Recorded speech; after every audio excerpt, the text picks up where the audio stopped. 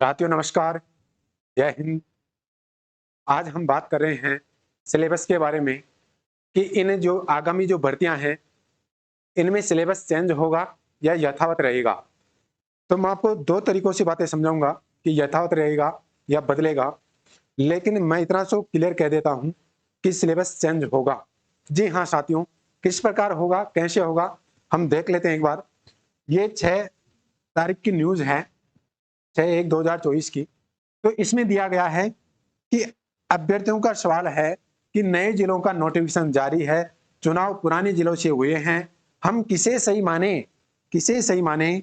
तो इसमें देखिए, एक हमारी व्यवस्था जो बनी हुई है राजस्थान सरकार में, कर्मचारी चयन बोर्ड का अध्यक्ष है, वो यह कह रहा है कि जारी हो चुका है नए जिलों का नोटिफिकेशन। जी हाँ साथियों, यहाँ पर एक बात बनी है कि नए जिलों का नोटिफिकेशन जारी हो गया है, इसका मतलब सिलेबस भी नया बनेगा और सिलेबस भी इन 50 जिलों के आधार पर ही अब आगे का जो जीके है, जितना भी हमारा राजस्थान का जीके, वह पहुंचा जाएगा इन 50 जिलों के आधार पर ही। तो एक बात और, इसके आधार पर ही परीक्षा में जवाब माने जाएंगे सही, ये जवाब दिया है कर्मचारी चयन बोर्ड के अध्यक्ष ने।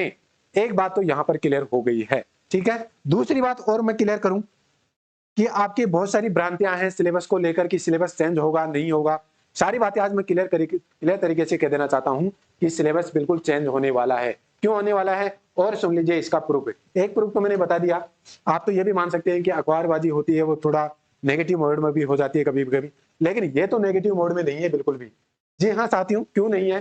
क्योंकि यहाँ पर अभी कलेक्टर बदले हैं, हमारे जितने जिले हैं उनमें कलेक्टर बदले हैं, और ये जो कलेक्टर बदले हैं वो 50 जिलों के अंडर अंडर बदले हैं, यानी 50 जिलों को आधार बनाकर ही ये कलेक्टर बदले गए हैं। तो इनमें जैसा नाम आ रहा है, आपको दिख नहीं रहा, ये रोहिता सिंह तोमर है, कोई व्यक्ति है, कलेक्टर है, और इनको ब्यावर का मजिस्ट्रेट बनाया गया है। ब्यावर का बताओ, ब्यावर क्या है? ब्यावर जो अभी जो नया जिला बना है, उसका नोटिफिकेशन आया है, जो पिछली सरकार थी उसने ब्यावर को जिला बनाया है। 50 नए जिले जो बने हैं हमारे, उनको आधार मानकर ही ये नोटिफिकेशन दिए हैं। और किसने दिए हैं? ये नई सरकार ने दिए हैं।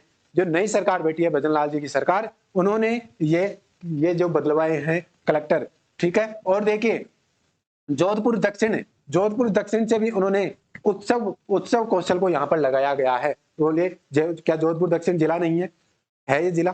तो जिले के आधार पर इनको जिला कलेक्टर बनाया गया है, मजिस्ट्रेट बनाया गया है। देखिए गंगापुर सिटी, ये आपका केकड़ी आ रहा है, ठीक है। ये अनूपगढ़, देखिए अनूपगढ़, ये सारे नए नए जिले बने हैं जनता जी, नए नए जिले बने हैं। यहाँ पर देखिए कोटपुतली बहरोड, यहाँ का भी आप मजिस्ट्रेट बनाया गया है। ये अनूपगढ़ का, अनूपगढ़ देखिए, ये अनूपगढ़ वर्तमान था, उसको अब कहाँ लगाया, कोटपुतली बहरोड में लगा दिया गया है। नवीन से नवीन जिले में भी पदोन्नति हो गई है उसकी।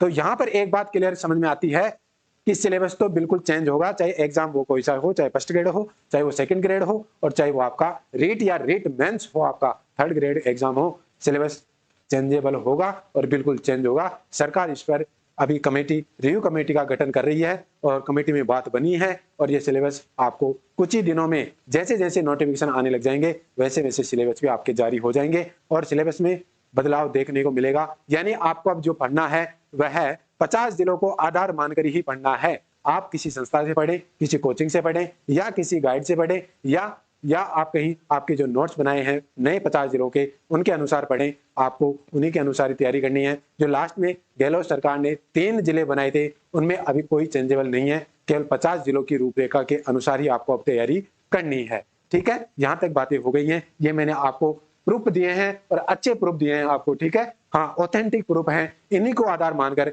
आप अपनी तैयारी में जुट जाइए। राजस्थान जी के इन्हीं 50 जिलों के आधार पर ही तैयार करें। आज की क्लास के लिए इतना, मिलते हैं ब्रेक के बाद। जय हिंद, जय भारत, नमस्कार।